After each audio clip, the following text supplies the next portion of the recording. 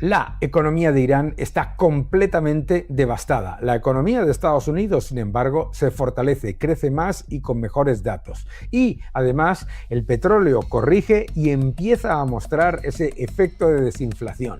Por eso, por esos tres factores, Estados Unidos no se encuentra en ninguna prisa para llegar a un acuerdo con Irán. Y mientras hablamos de inflación, recordar qué es lo que realmente causa la inflación.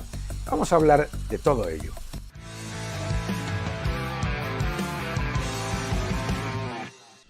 La estimación del Producto Interior Bruto, lo que se llama el GDP Now de la Reserva Federal de Atlanta para el segundo trimestre de 2026 para la economía estadounidense, muestra que lo que se espera es un crecimiento real anualizado del PIB del 3%. Muy superior a lo que decía cualquiera de los análisis de los últimos años. Y esto es importante por varias razones. La primera es que no estamos hablando de una encuesta de expectativas ni de un relato político, sino de un modelo de seguimiento en tiempo real construido con los datos ya publicados y sin ajustes discrecionales. La segunda razón es el mensaje de fondo, un crecimiento del 3% anualizado en el segundo trimestre que se une a un 2,6% año con año en el primer trimestre, no encaja con la narrativa de una economía al borde del colapso, en recesión o desastre absoluto, como decían muchos economistas demócratas.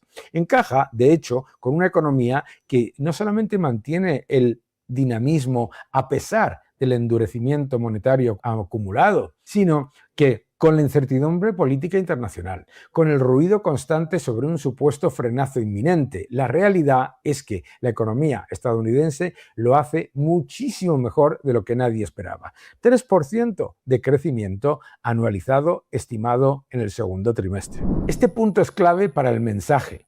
Estamos viendo cómo Estados Unidos no está viviendo una economía perfecta, por supuesto, pero sí una economía muchísimo más sólida que cualquier comparable, más flexible, más dinámica y, por supuesto, muy por encima de las estimaciones del consenso de analistas. Y esa solidez es especialmente relevante porque se produce en un contexto en el que los agentes económicos todavía arrastran el impacto de años de inflación acumulada y de costes financieros más altos. Paramos un momento para hablar sobre la inflación, porque aquí se suele simplificar en exceso.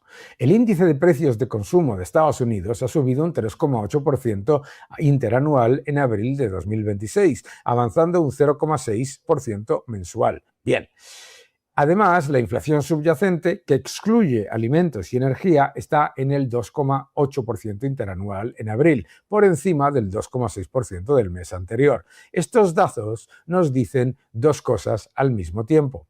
La primera es que todavía existe cierta presión en precios y que la convergencia completa no está cerrada. Pero la segunda y más importante es que precisamente por eso, intelectualmente muy pobre es ese afán de atribuir toda la inflación al petróleo, a los aranceles, porque incluso excluyendo energía y alimentos, la inflación subyacente está mostrando que ninguno de esos analistas que decían que la inflación se iba a ir a niveles superiores a los de 2001 y 2021 por los aranceles, por la guerra, etcétera, ninguno ha tenido razón. Cuando la inflación se mantiene persistente más allá del shock energético y aparece también en servicios, alquileres, componentes subyacentes y activos financieros, lo que vemos es el fenómeno monetario acumulado por años y años de exceso de liquidez. Y esto es mucho más profundo. La realidad es que lo que estamos viendo es el retraso y la inercia de años y años de exceso monetario. Fíjate, aquí lo puedes ver claramente, ¿no? Hemos visto un aumento de la masa monetaria global muy potente, pero claro, el aumento de la masa monetaria global ni se acerca a los niveles en los que subió la masa monetaria entre 2021 y 2024. Y lo que podemos ver tanto en los datos macroeconómicos a corto plazo como en los datos de empleo es muy importante. es que Estados Unidos sigue mostrando una fortaleza y vemos cómo los salarios crecen más que la inflación, que es muy importante, y a la vez vemos cómo el consumo, el crecimiento y la inversión se mantienen fuertes, como comentábamos hace un momento, con estimaciones de crecimiento del 3%. Esto es una economía mucho más sólida y mucho menos expuesta al precio del petróleo porque es el mayor productor de petróleo y de gas del mundo.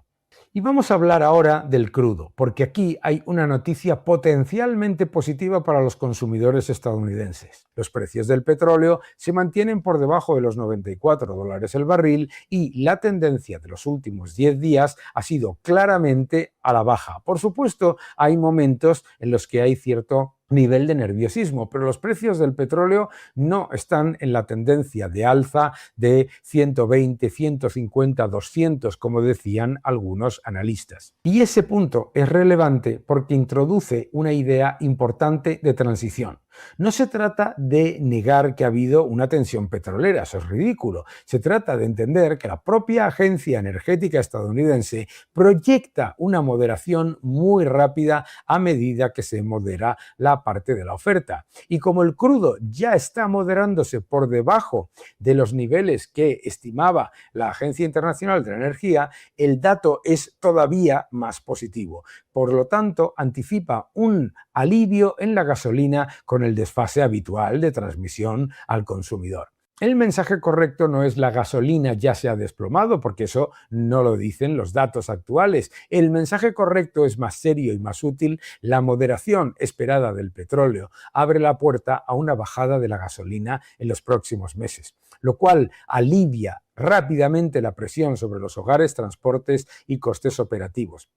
Y todo esto tiene una derivada política y académica muy interesante, que es que los académicos, los analistas, se han equivocado de medio a medio. Si la gasolina baja por una normalización del petróleo, muchos intentarán venderlo como prueba de que la inflación era puramente energética, pero eso sería confundir una corrección con un comportamiento más causal de la inflación general. La inflación no la causa ni las cadenas de suministro, ni el petróleo, ni los aranceles. La inflación la causan los gobiernos gastando muy por encima de sus posibilidades, enormes déficits, enorme nivel de deuda que es emisión monetaria y, por lo tanto, traspasando a los consumidores, como se hizo durante la época de Biden, ese enorme destrozo monetario con menor poder adquisitivo de la moneda. La guerra, los precios del petróleo, las cadenas de suministro, etcétera, pueden hacer cambios en los precios individuales a corto plazo, pero no suben los precios agregados, mantienen esa subida y continúan subiéndola. Recuerda siempre que cuando un gobierno te dice que va a reducir la inflación gastando mucho más, te está engañando. Es muy sencillo. Cuando baje el petróleo, bajará el ritmo de inflación, pero lo que realmente va a hacer que los precios se moderen al nivel del 2% va a ser el hecho de que la administración continúe enfocada en la reducción del gasto público y en la reducción de la emisión monetaria. Pues bien, hemos visto cómo la inflación ha subido, pero no se ha ido a los niveles de desastre que decían algunos. Hemos visto cómo el petróleo empieza a moderarse y cómo en el mundo del petróleo ya hay evidencia de que se está relajando el problema de oferta. Estados Unidos es el mayor exportador global de crudo y de gas natural, y hemos visto cómo la economía estadounidense está creciendo mucho más rápido y con mejores datos de lo que estimaba mucha gente. Vamos a recordar todo eso. Yo creo que es muy importante no olvidar los datos de empleo. Datos de empleo en Estados Unidos francamente positivos, creando más de 170.000 puestos de trabajo en el sector privado, mejorando tanto la ratio de empleo privado sobre empleo público, pero también mejorando los salarios reales. Muy, muy relevante. Y en esta tabla que vemos de indicadores más adelantados, vemos cómo el sector manufacturero de Estados Unidos, como el sector servicios, como todo lo que tiene que ver con las estimaciones a medio plazo de los gestores de compras, etcétera, lo que muestran es crecimiento y expansión. Expansión en todos los agregados, muy buena cifra de pedidos industriales, muy buenas cifras en el sector manufacturero y claramente un crecimiento que se estima que se mueva en el 3% para el segundo trimestre a nivel anualizado. Y mientras otros países disparan la cantidad de dinero, vemos como en Estados Unidos el gobierno está siendo muy prudente en cuanto a aumentar el gasto público, no lo está haciendo, y en cuanto a disparar la tensión inflacionaria. Por lo tanto, lo que sabemos es que el gobierno de Estados Unidos está llevando a cabo una política más orientada al ciudadano medio que tantos otros que se ponen el cartel de socialdemócrata. La reducción del gasto público, la reducción del empleo público, el fortalecimiento del sector privado y a la vez mantener un crecimiento de la masa monetaria que no ahoga al crédito, pero tampoco dispara brutalmente los precios, han hecho que los datos de inflación en Estados Unidos hayan sido una sorpresa positiva y por lo tanto el mercado ya no teme grandes subidas de tipos por parte de la Reserva Federal. Todo esto es importante porque las políticas importan. Comparad la inflación que hay en Estados Unidos con la que hay en algunos países de la eurozona, como es el caso de España, la que hay en Reino Unido y sin embargo ninguna de esas economías crece al ritmo de la de Estados Unidos con los salarios reales creciendo y controlando el gasto público. Importantísimo.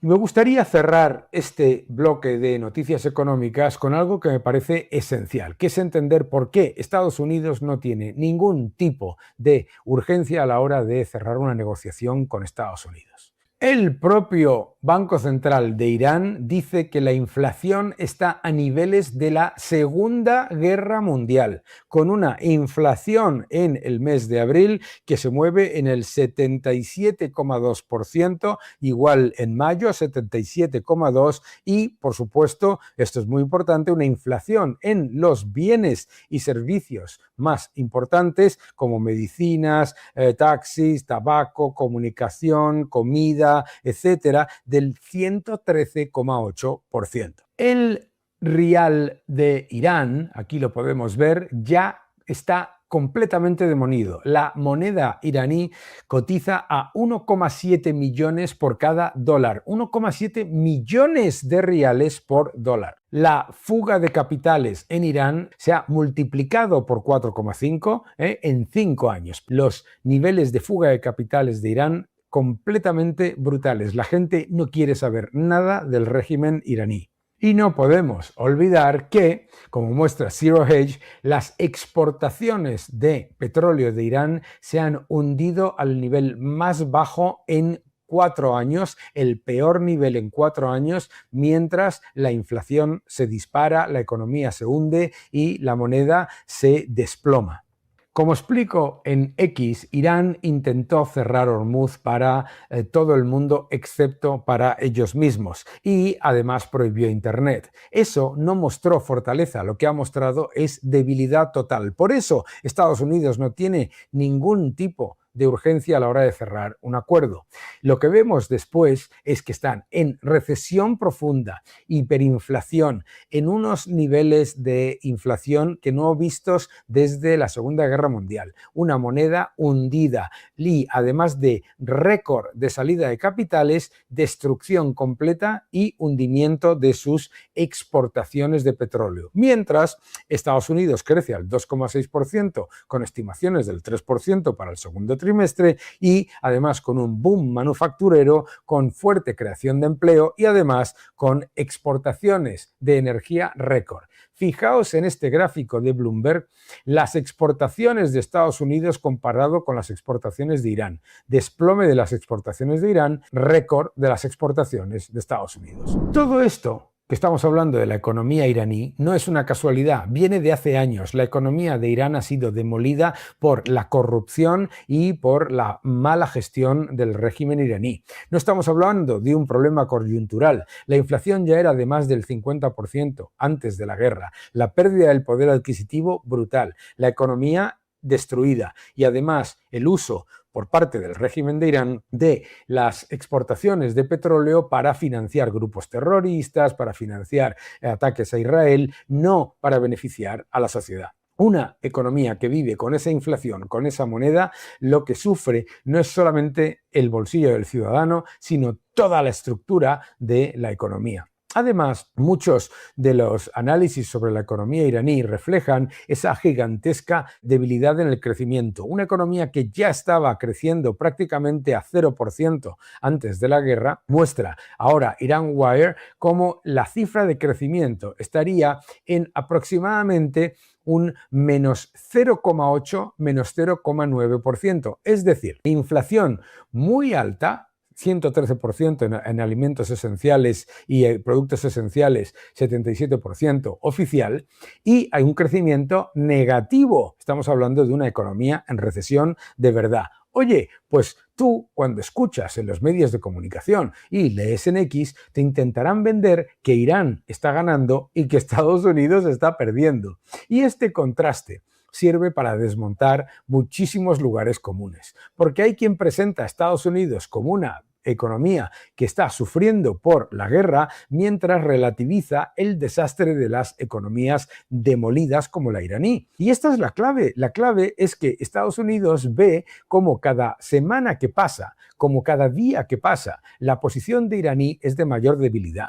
Que su posición a la hora de cerrar el estrecho de Hormuz para todos excepto para ellos y de cerrar Internet ha mostrado debilidad, no fortaleza, y que mientras Estados Unidos crece por encima de las expectativas, crea más empleo y crea muchísimo mayor nivel de inversión en manufacturas, en tecnología y en todo lo que tiene que ver con el crecimiento productivo, en Irán están en decrecimiento, inflación descontrolada, empobrecimiento, moneda demolida y salida de capitales.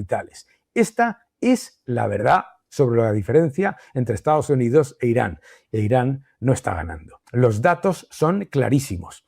Estados Unidos es una economía en crecimiento positivo y al alza y capacidad de ajuste, mientras Irán muestra las señales claras del debilitamiento monetario y macroeconómico más severo de las economías globales. Cuando aparece un nuevo titular o una nueva referencia en redes sobre inflación, energía o desaceleración, conviene evitar la lectura impulsiva o volver siempre a la jerarquía correcta de las causas. Esto es lo que hay que hacer. Lo que hay que hacer es volver siempre a la realidad.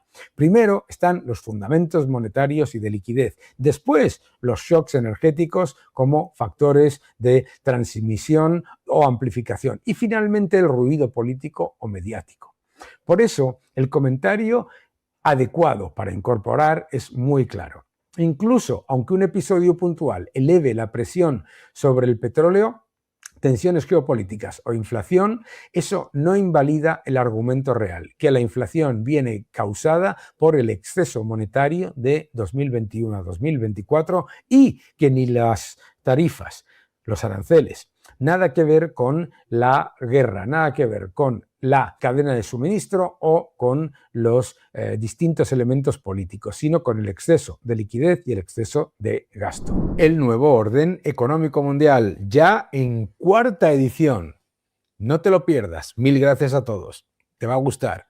El nuevo orden económico mundial. Cuando uno junta todas las piezas, el panorama es bastante claro. En Estados Unidos, la estimación de la Fed de Atlanta para el segundo trimestre sigue apuntando a crecimiento sólido del 3% a 1 de junio. La inflación sigue existiendo, pero está mucho más controlada de lo que muchos temían. Sí, pero no se puede decir que no vaya a controlarse todavía más y más rápidamente. Y esto es relevante. Al mismo tiempo, el crudo ya muestra una posible senda de moderación en los próximos trimestres y eso puede ser la antesala de una fuerte bajada de la gasolina para el consumidor.